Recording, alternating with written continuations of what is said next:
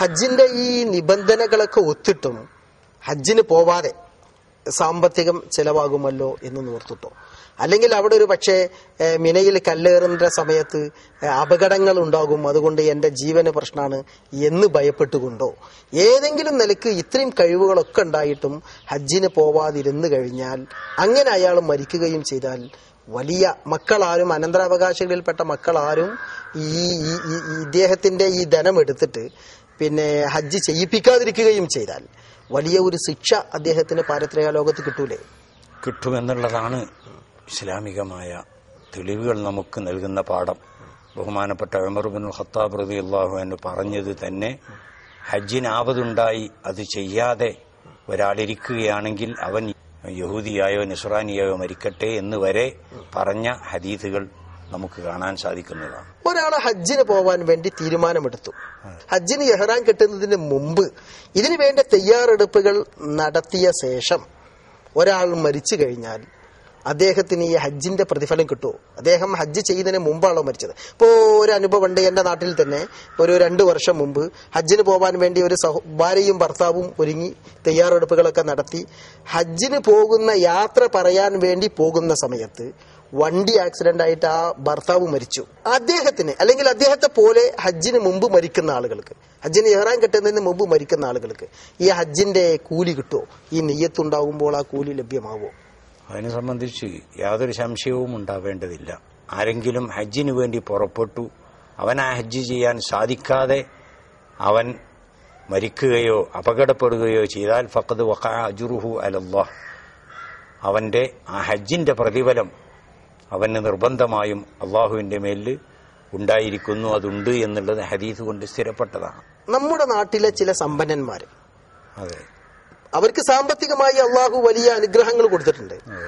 പക്ഷെ അവരുടെ തൊട്ടടുത്ത വീട്ടിൽ ഒരു പക്ഷേ പട്ടിണിയായേക്കാം, അവന്റെ കുടുംബത്തിൽ തന്നെ വിഷമിക്കുന്ന ഒരുപാട് ആളുകൾ ഉണ്ടാകും. പക്ഷെ ഇവര് ഇത്രയും കാര്യങ്ങളൊന്നും ശ്രദ്ധിക്കാതെ കൊല്ലം ഹജ്ജിന് പോകുന്നു. അങ്ങനെയുള്ള ആളുകളെ സംബന്ധിച്ചിടത്തോളം അപ്പൊ എങ്ങനെയാണ് അതിന്റെ ഒരു വിധി വരുന്നത്? ഹജ്ജിനെ സംബന്ധിച്ചിടത്തോളം തുടർച്ചയായി ഹജ്ജും ഉംറയും ചെയ്തുകൊണ്ടിരിക്കുക എന്നുള്ളത് നിർദ്ദേശിക്കപ്പെട്ടതും പ്രോത്സാഹനം നൽകപ്പെട്ടതുമാണ്. ഹദീസുകളിൽ തന്നെ താബിഉ ബൈനൽ ഹജ്ജി വൽ ഉംറ ഫഇന്നഹുമാ യൻഫിയാനിൽ ഫഖ്റ എന്ന് തുടങ്ങുന്ന ഹദീസുകൾ കാണാം. ഹജ്ജും ഉംറയും തുടർച്ചയായി ചെയ്തുകൊണ്ടിരിക്കുന്നതിൽ ഏറ്റവും വലിയ പുണ്യമുണ്ടെന്നും അത് ദാരിദ്ര്യത്തെ ഇല്ലാതെയാക്കുന്നതാണെന്നുമെല്ലാം ഹദീസുകൾ പഠിപ്പിക്കുന്നുണ്ട്. അയൽവാസിയും അടുത്ത ബന്ധുക്കളും പഷ്ടിനിയിലും ബുദ്ധിമുട്ടിലും കഴിയുമ്പോൾ ഇങ്ങനെ അതിലേക്ക് ഛർദ്ദിക്കാതെ കണ്ട് ആ ഹജ്ജിന് വേണ്ടി മാത്രം വിനിയോഗിക്കുന്ന അവരുടെ ഹൃദയശുദ്ധി നമുക്കറിയുകയില്ല. ഇഖ്ലാസോട് കൂടെ അവരാ ചെയ്യുന്നതിന് പുണ്യം ലഭിച്ചേക്കാം. എന്നിരുന്നാലും മഹാന്മാരായ പലരും സൂചിപ്പിച്ചതുപോലെ ബഹുമാനപ്പെട്ട അബ്ദുല്ലാഹി ഇബ്നുൽ മുബാറക് റഹിമഹുല്ലാ അവർ തന്നെ ഹജ്ജ് എന്ന് പറയുന്നത് സാധു സംരക്ഷണം, അഗതികളായ കുടുംബങ്ങളെ ഇങ്ങനെയുള്ള ആ സാധുക്കളെ സംരക്ഷിക്കുന്നത് തന്നെ വലിയ ഹജ്ജാണെന്ന് പല ചരിത്രങ്ങളിൽ കാണാൻ സാധിക്കും. ബഹുമാനപ്പെട്ട അബ്ദുല്ലാഹി ഇബ്നു മസ്ഊദ് റളിയല്ലാഹു അൻഹു തന്നെ ആഖിർ സമാനിൽ യക്തുറുൽ ഹജ്ജാജു ഫി ആഖിരി സമാനി ബിഗൈരി സബബിൻ, അവരടുത്തുള്ള അവശരായ ആളുകളെയോ അയൽവാസികളെയോ ഒന്നും ഛർദ്ദിക്കാതെ കണ്ട് അവരെ ഹജ്ജിന് പോകും. അങ്ങനെ ഹജ്ജ് കഴിഞ്ഞുകൊണ്ട് ഒന്നുമില്ലാതെ കാലിയായി അവർ മടങ്ങി വരികയും ചെയ്യും. അങ്ങനത്തെ ആഖിർ സമാനിൽ അവസാന കാലഘട്ടത്തിൽ ഒരുപാട് ഹാജിമാരുണ്ടാകുമെന്നെല്ലാം പറഞ്ഞതിന്റെ സൂചനയും അതിലേക്കാണ് വിരൽ ചൂണ്ടുന്നത്. അതുകൊണ്ട് ആ ഹജ്ജ് പോലെ തന്നെ പുണ്യം ലഭിക്കുന്ന, അതിനേക്കാൾ വലിയ പുണ്യം ലഭിക്കുന്നതാണ് നിങ്ങൾ സൂചിപ്പിച്ചതുപോലെ ആ ബുദ്ധിമുട്ടുള്ള അയൽവാസികളെയും മറ്റുള്ളവരെയും ഛർദ്ദിക്കുക എന്ന കാര്യം. അത് വിസ്മരിക്കാൻ പറ്റിയതല്ല. അൽഹംദുലില്ലാഹ്. ഏതായാലും നമ്മുടെ സമയം അവസാനിക്കാറായി. അതിന്റെ ഇടയ്ക്ക് ഒരു സംശയം ചോദിച്ചോട്ടെ. അങ്ങ് ഈ സംസാരത്തിന്റെ ഇടയ്ക്ക് ധാരാളം പ്രാവശ്യം അൽഹംദുലില്ലാ അൽഹംദുലില്ലാ എന്നിങ്ങനെ ഞാൻ ഓർക്കുന്നു. ഒരിക്കൽ ഞാൻ UAE വന്ന സമയത്ത് റാസൽ ഖൈമയിൽ അങ്ങയുടെ വണ്ടിയിൽ ഞാൻ ഇങ്ങനെ സഞ്ചരിച്ചു കൊണ്ടിരിക്കുമ്പോൾ അങ്ങാണ് വണ്ടി ഓട്ടുന്നത്. നിങ്ങളെ വണ്ടിയിൽ നിന്ന് അതിശക്തമായ ഒരു പുക ഉയരുകയും വണ്ടി കത്താൻ ഉള്ള ഒരു അവസ്ഥയിലേക്ക് എത്തുകയും ചെയ്തപ്പോൾ പെട്ടെന്ന് ഞാനും നിങ്ങളും വണ്ടിയിൽ നിന്ന് ചാടി ഇറങ്ങി. ഓർക്കുന്നുണ്ടോ? ഓർക്കുന്നുണ്ടാ? ആ സമയത്ത് നിങ്ങൾ പെട്ടെന്ന് വണ്ടിയിൽ നിന്ന് ഇറങ്ങിയിട്ട് നിങ്ങൾ അൽഹംദുലില്ലാ എന്ന് പറഞ്ഞു. ഞാനപ്പ അങ്ങോട്ട് പറഞ്ഞു, സത്യത്തിൽ അവിടെ അൽഹംദുലില്ലാ ഇന്നാലില്ലല്ലോ, കാരണം വലിയൊരു വിഷമാവസ്ഥയിലാണ് ഉള്ളത്. അപ്പൊ ആ സമയത്ത് പോലും അങ്ങ് വണ്ടിയിൽ നിന്ന് ഇറങ്ങിയിട്ട് അൽഹംദുലില്ലാ എന്ന് പറഞ്ഞു. എന്താണ് നമ്മൾ ഈ അൽഹംദുലില്ലാ എന്നിങ്ങനെ ആവർത്തിച്ച് പറയുമ്പോൾ കിട്ടുന്ന പുണ്യം എന്താണ്? ഏതൊരു മുസീബത്ത് എത്തിയാലും ഇന്നാലില്ലാഹി വ ഇന്നാ ഇലൈഹി റാജിഊൻ എന്ന് പറയാൻ നമ്മളോട് കൽപ്പിക്കപ്പെട്ടതാണ്. എന്നാൽ അത് പറയലോട് കൂടെ തന്നെ നമ്മൾ അൽഹംദുലില്ലാ എന്നുകൂടി പറഞ്ഞാൽ അതിനേക്കാൾ വലിയ മുസീബത്ത് നമ്മളിൽ നിന്ന് ഒഴിവായി പോയി എന്നതിൽ അള്ളാഹുവിനെ സ്തുതിക്കുക എന്നതാണ് അതിൻ്റെ യഥാർത്ഥമായ ലക്ഷ്യം. അതിലപ്പുറം അൽഹംദുലില്ലാ എന്ന് നമ്മളിങ്ങനെ എപ്പോഴും വർദ്ധിപ്പിച്ചു കൊണ്ടിരുന്നാൽ, വിശുദ്ധ ഖുർആനിൽ തന്നെ അള്ളാഹു അറിയിച്ചതുപോലെ നമുക്ക് അള്ളാഹു ചെയ്ത നിഅമത്തുകൾ അപാരമായ നിഅമത്തുകളാണ്. അതിൽ ഓരോ നിഅമത്തുകൾക്കും നമ്മൾ നന്ദി ചെയ്താൽ തീരാത്തതുമാണ്.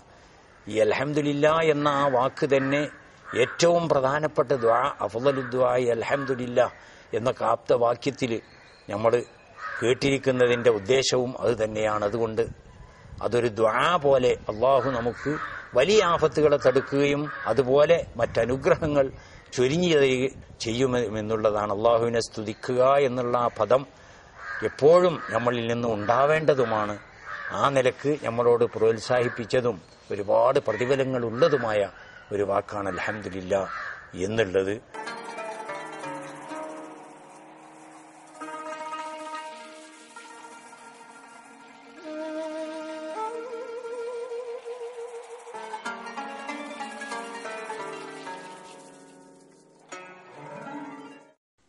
ഇത്രയും വലിയ ഒരു സമ്പന്നനായ അങ്ങയുടെ വീട്ടില് ശരിക്കും ഒരു ഡൈനിങ് ടേബിളോ അല്ലെങ്കിൽ വലിയൊരു ഡൈനിങ് ഹാളൊന്നും കാണുന്നില്ല. ഈ ഒരു ഇരുത്താണ് ഭക്ഷണങ്ങളൊക്കെ വെച്ചിട്ട് ഇരിക്കുന്നത്. എന്താണ് അങ്ങ് ഇങ്ങനെ ഒരു സംസ്കാരം ഇങ്ങനെ ഒന്ന് തിരഞ്ഞെടുക്കാനുള്ള കാരണം എന്താണ്?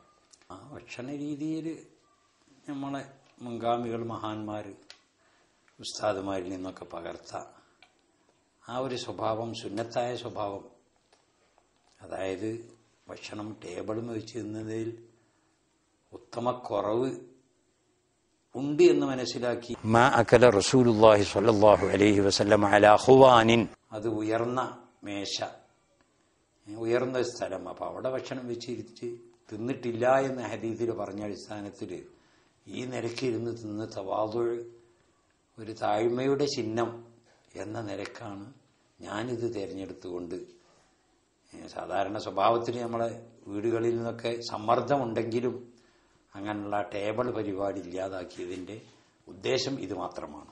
അപ്പൊ ഭക്ഷണത്തിനോട് നമ്മൾ കാണിക്കുന്ന ഒരു താഴ്മ, ആ താഴ്മയാണ് ശരിക്ക് ഈ അറബി സംസ്കാരം. അതായത് റസൂൽ സല്ലല്ലാഹു അലൈഹി വസല്ലം തങ്ങളുടെ ആ സുന്നത്താണല്ലോ ഒന്ന് ശരിക്കും അറബികളിലെ എത്ര വലിയ കോടീശ്വരന്മാരായ അറബികളാണെങ്കിലും എത്ര വലിയ സമ്പന്നന്മാരാണെങ്കിലും അവരെ വീടുകളിലൊക്കെ ഇങ്ങനെയുള്ള മജ്‌ലിസുകൾ ഒന്നിച്ചിരുന്ന് ഭക്ഷണം കഴിക്കുന്നതുമായ ഒരു സ്വഭാവം ഒക്കെ തന്നെ കൂട്ടായി ഇരുന്നു കൊണ്ട് മക്കളോടും മറ്റുള്ളവരോടും കൂടെ കൂട്ടായി ഇരുന്നു കൊണ്ട് കൂടുതൽ കൈകൾ ഒരുമിച്ച് കൂടുന്ന ഭക്ഷണത്തിലാണ് ബർക്കത്ത് എന്നൊക്കെ ഹദീസിലുള്ളതും, അതുപോലെ തന്നെ ആ കൂട്ടത്തിലിരിക്കുന്നത് കൊണ്ട്